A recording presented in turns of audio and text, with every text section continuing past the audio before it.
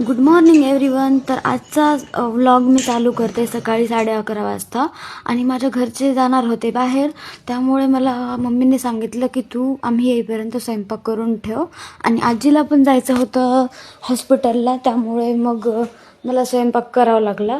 तेवढ्यातच पप्पा आले मागून आणि मला म्हणाले की यूट्यूबवर व्लॉग कसा करतात मला सांग, मला स्कूलच्या विद्यार्थ्यांचे व्हिडिओ टाकायचे आहेत. मी म्हटलं ठीक आहे. मग मी टोमॅटो वगैरे चिरून घेतले, कांदा टोमॅटो भेंडी वगैरे चिरून घेतली. त्यातच माझ्या डोळ्यामध्ये पाणी यायला लागले, बापरे. आणि माझे डोळे कसे झाले बापरे. सगळं चिरून त्यानंतर शंतनू आला आणि त्याला रसगुल्ला खायचा होता. मग त्याने रसगुल्ले घेतले आणि तो गेला.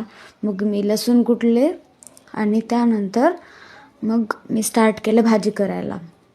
मी खूप दिवसानंतर व्लॉग करते, सो काही चुकलं तर मला माफ करा.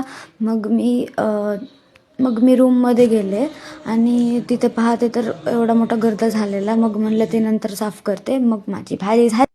त्यानंतर मी पोळ्या करण्याची तयारी करत होते.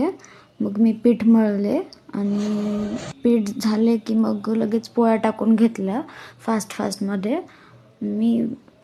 मला वाटलं पोळ्या चुकतील, पण लिटरली ती आली आहे घोल. मला वाटलं चुकेल, बट आली, मस्त आली होती. आणि त्यानंतर माझ्या संपल्या पोळ्या.